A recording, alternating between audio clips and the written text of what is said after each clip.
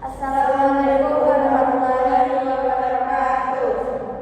Ya, sama-sama kita hormati Ibu Dr. Fatmawati SPD MPD selaku dosen pengampu mata kuliah sosial linguistik. Perkenalkan kami dari kelompok 6 yang beranggotakan Siti Farwani, Rabia Zahwa, Wica Ayu Cahyani, dan Nadila Dwi Safira. Pada kali ini kami akan mempresentasikan hasil diskusi yang telah kami lakukan tentang bilingualisme, diglosia, dan dinamika bahasa. Materi yang pertama yang akan dijelaskan oleh saya sendiri. Sini Farwani.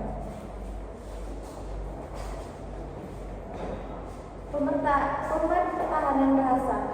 Kasusnya, sebuah komunitas tetap menggunakan bahasa daerah dalam kegiatan adat, keluarga, dan pendidikan informal meskipun mereka juga menguasai bahasa Indonesia. Ada 3 bentuk pembertahanan bahasa. Yang pertama, pemeliharaan ranah penggunaan. Komunitas ini menerapkan pemisahan fungsi bahasa yang jelas. Bahasa daerah tetap dominan di ranah-ranah krusial. Pada ranah adat, bahasa daerah dianggap sebagai pengemban nilai budaya dan identitas yang tidak bisa digantikan oleh bahasa Indonesia. Pada ranah keluarga, menandakan adanya transmisi antar generasi yang berjalan baik. Orang tua masih menjadikan bahasa daerah sebagai bahasa ibu bagi anak-anak mereka. Dalam ranah pendidikan informal, lingkungan pergaulan dan tempat belajar, komunitas masih menggunakan bahasa daerah yang memperkuat kosakata non-normal.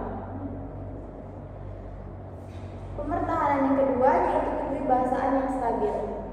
Meskipun mereka menguasai bahasa Indonesia, tidak terjadi pergeseran bahasa atau language shift. Fenomena ini disebut dengan sebagai diglosia, yang dimana bahasa Indonesia berfungsi sebagai varietas tinggi untuk urusan resmi antar negara, dan bahasa daerah berfungsi sebagai varietas rendah namun memiliki nilai emosional dan loyalitas yang sangat tinggi.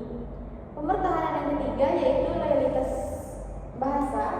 Ada sikap positif dari penutur terhadap bahasa daerahnya, meski mereka tidak menganggap bahasa daerah sebagai bahasa yang ketertinggalan zaman. Penggunaan bahasa daerah dalam kegiatan adat menunjukkan bahwa bahasa tersebut masih memiliki prestis kultur yang kuat di mata masyarakat. Baiklah, untuk materi kedua yang akan dijelaskan oleh Nadila Dwi Safira.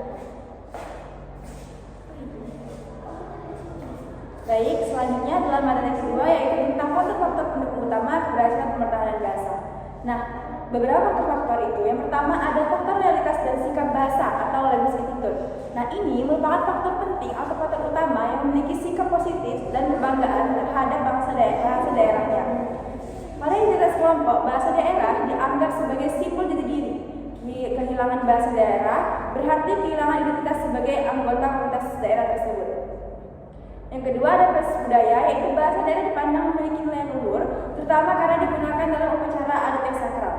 Selanjutnya, faktor kedua yaitu ada transmisi antar generasi yang kontinu. Nah, keberhasilan ini didukung oleh peran keluarga. Pada sisi primer, orang tua menjadikan bahasa daerah sebagai bahasa pertama yang diajarkan kepada anaknya di rumah. Selanjutnya, lingkungan pendukungnya yaitu adalah pendidikan informal seperti cerita rakyat, permainan tradisional, atau pengajian lokal, memastikan kosakata anak tetap kaya dan relevan dengan konteks zaman.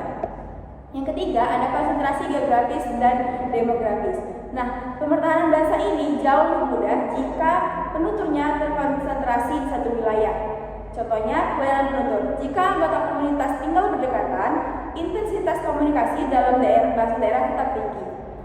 Meski mereka menguasai bahasa Indonesia, adanya ruang aman seperti kampung adat atau perkumpulan keluarga mencegah intervensi bahasa luar dalam percakapan sehari-hari. Faktor yang keempat adalah fungsi instrumental dan simbolis. Bahasa tersebut dipertahankan karena masih memiliki fungsi nyata. Pada syarat adat, fungsinya banyak ritual adat yang tidak sah atau kehilangan maknanya jika diterjemahkan ke bahasa lain. Ini menciptakan ketergantungan fungsional terhadap bahasa daerah. Jadi bahasa daerah memiliki fungsi yang sangat bermanfaat bagi syarat adat. Kemudian keintiman atau intimasi, bahasa daerah seringkali dianggap lebih mampu mengekspresikan rasa kasih sayang, humor, dan emosi dalam antar anggota keluarga dibandingkan bahasa formal. Selanjutnya yang kelima adalah dukungan institusi formal. Meskipun tidak didukung secara formal oleh kurikulum sekolah negara, komunitas ini memiliki institusi tersendiri. Contohnya adalah tokoh adat, yaitu adanya pemimpin yang konsisten menggunakan bahasa daerah menjadi teladan role atau role model bagi generasi muda. Selanjutnya ada norma sosial, yaitu adanya sanksi sosial tidak tertulis, misalnya dianggap sok kota atau tidak sopan jika berbicara bahasa Indonesia kepada orang tua di rumah yang mayoritasnya menggunakan bahasa daerah dan tidak paham bahasa Indonesia. Itu memperkuat penggunaan bahasa daerah. Baik, selanjutnya adalah materi yang ketiga yang akan disampaikan oleh Wijaya Cahyadi. Baik, selanjutnya, apakah masih terjadi diglosia? Ya, dalam kasus tersebut tetap terjadi diglosia. Ada beberapa penjelasan mengapa fenomena tersebut dikategorikan sebagai diglosia. Yang pertama, pembagian fungsi yang jelas. Diglosia terjadi ketika sebuah masyarakat menggunakan dua bahasa atau dua variasi bahasa secara berdampingan. Namun, masing-masing memiliki fungsi yang berbeda dan tidak saling tumpang tindih secara bebas. Yang pertama, bahasa Indonesia sebagai variasi tinggi digunakan untuk ranah formal, pemerintahan, literasi media, dan komunikasi antar etnis. Yang kedua, bahasa daerah sebagai variasi rendah. Digunakan untuk ranah domestik atau keluarga, emosional atau keakraban, dan adat istiadat setempat. Fenomena kedua yaitu karakteristik high dan low pada kasus berikut. Meskipun komunitas tersebut menguasai bahasa Indonesia dengan baik, mereka secara sadar membatasi penggunaan bahasa Indonesia agar tidak masuk ke ranah privat. Yang pertama, ranah adat dan keluarga. Dalam konsep Ferguson atau pencetus istilah diglosa, ranah ini adalah benteng utama varietas bahasa daerah. Penggunaan bahasa Indonesia di ranah ini sering dianggap kaku atau tidak pantas. Yang kedua, pendidikan informal. Penggunaan bahasa daerah dalam mendidik anak secara informal menunjukkan bahwa bahasa tersebut tetap menjadi bahasa pertama yang mengakar, sementara bahasa Indonesia diposisikan sebagai alat komunikasi sekunder atau alat kemajuan ekonomi atau pendidikan formal. Fenomena yang terakhir adalah stabilitas kebahasaan. Poin penting dalam pernyataan kasus tadi adalah fakta bahwa mereka tetap menggunakan bahasa daerah meskipun menguasai bahasa nasional. Ini menunjukkan adanya diglosa stabil. Jika mereka mulai meninggalkan bahasa daerah di rumah karena merasa bahasa Indonesia lebih bergengsi, maka diglosa tersebut akan runtuh dan berubah menjadi pergeseran bahasa. Namun, karena mereka tetap mempertahankan ranah dan adat dan keluarga, struktur diglosa tetap terjaga. Baiklah, materi yang selanjutnya akan dijelaskan oleh Al-Rabi'a Zahra.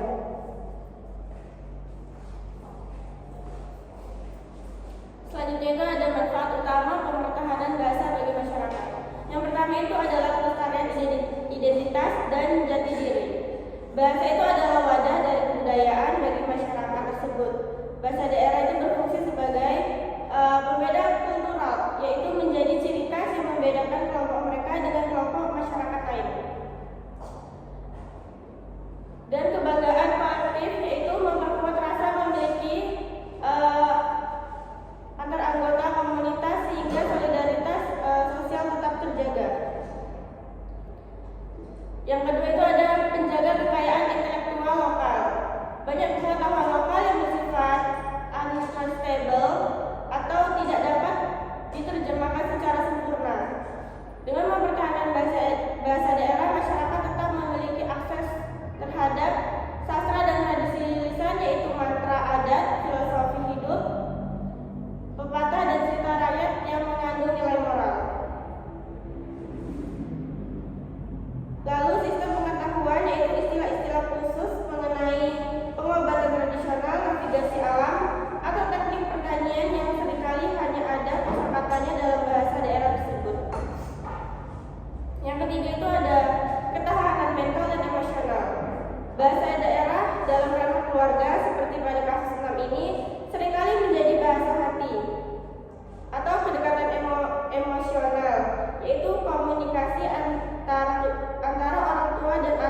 terasa lebih intim dan hangat jika menggunakan bahasa ibu.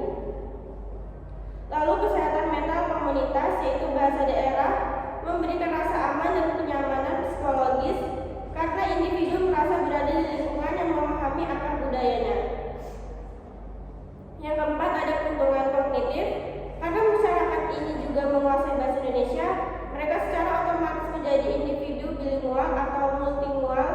Manfaatnya itu meliputi fleksibilitas kognitif, yaitu penutur dua bahasa, cenderung memiliki kemampuan memecahkan masalah dan kreativitas yang lebih baik. Lalu kemampuan adaptasi, yaitu mereka mampu menempatkan diri di dua dunia, yaitu dunia modern atau nasional dan dunia tradisi tanpa kehilangan arah. Yang terakhir itu ada keberlangsungan upacara dan ritual adat. Dalam banyak komunitas, ritual dianggap kehilangan ruh jika tidak diucapkan dalam bahasa aslinya.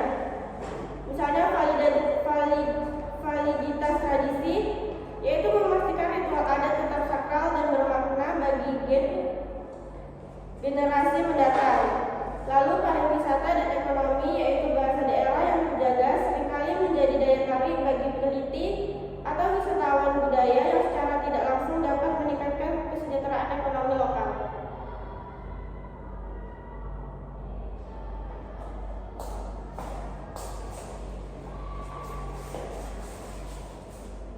Baiklah, kesimpulan dari materi kami pada hari ini, pempertahanan bahasa dalam komunitas ini berhasil karena adanya strategi diglossia stabil, yaitu pemisahan fungsi yang tegas antara bahasa Indonesia untuk urusan resmi dan bahasa daerah untuk ranah keluarga serta adat.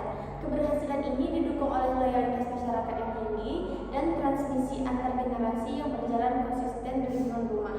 Dengan menjaga bahasa daerah sebagai identitas sakral dan alat komunikasi emosional, masyarakat tetap mampu beradaptasi dengan kemajuan zaman tanpa kehilangan akar budaya dan kearifan lokalnya. Sekian penjelasan dari kami.